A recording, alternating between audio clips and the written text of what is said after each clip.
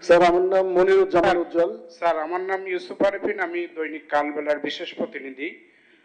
আপনারা যে এক সপ্তাহ আলটিমেটাম দিয়েছেন দলগুলো নিজেদের মধ্যে আলাপ আলোচনা করবে, তারা যদি আলোচনা ব্যর্থ হয়, ঐক্যমত্যে না পৌঁছতে পারে, সেক্ষেত্রে গভর্নমেন্টের দায়িত্ব কি হবে? গণভোট দিয়ে সরকার কি সিদ্ধান্ত নেবে প্রথম বলে কথা আপনাদের? হচ্ছে আমরা কোনো আলটিমেটাম দেই নাই, আমরা আহ্বান জানিয়েছি। আলটিমেটাম শব্দটা আমি আপত্তি করছি।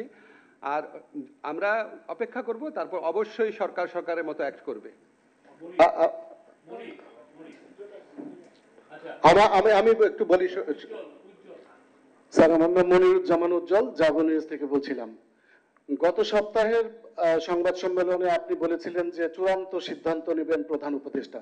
সরকার কি তাহলে রাজনৈতিক দলগুলোর কাছে কিছুটা নতি স্বীকার করে সিদ্ধান্ত থেকে সরে এসেছে, বা কেন এই অবস্থান? আমরা তো তাহলে চূড়ান্ত সিদ্ধান্ত নিবে আমি বলেছিলাম প্রধান উপদেষ্টার নেতৃত্বে উপদেষ্টা পরিষদ, প্রধান উপদেষ্টা নেতৃত্বে উপদেষ্টা পরিষদ। এই সিদ্ধান্ত থেকে আমরা মোটেও সরে আসি নাই। রাজনৈতিক দলগুলার ঐক্যবদ্ধ সুপারিশ প্রত্যাশা করা, এটা তো আপনি আরো আপনার গুড জেস্টার হিসাবে দেখতে পারেন। আমি আমি উপদেষ্টা, আমার একটু প্রশ্ন ছিল।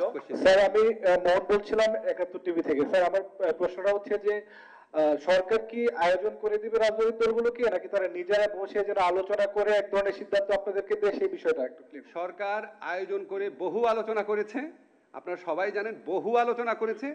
সরকার আর কোনো আয়োজন করতে যাচ্ছে না। এই রাজনৈতিক দলগুলা, যারা ফ্যাসিবাদ বিরোধী রাজনৈতিক দলগুলো আছে, ওনারা 15 বছর নিজেরা আলোচনা করে বহু গুরুত্বপূর্ণ সিদ্ধান্ত নিয়েছেন। ওনারা অত্যন্ত প্রতিকূল সময়ে একসাথে আন্দোলন করেছেন, একসাথে নির্যাতনের শিকার হয়েছেন। ওনারা সে উদ্যোগে নিজেরা আলোচনা করে আমাদেরকে একটা ঐক্যবদ্ধ নির্দেশনা দিবেন, এই প্রত্যাশা করছি। আমি কালকেই দেখলাম একটি দলের পক্ষ থেকে আলোচনার আহ্বানও জানানো হয়েছে, আমরা এটাকে স্বাগত জানাই।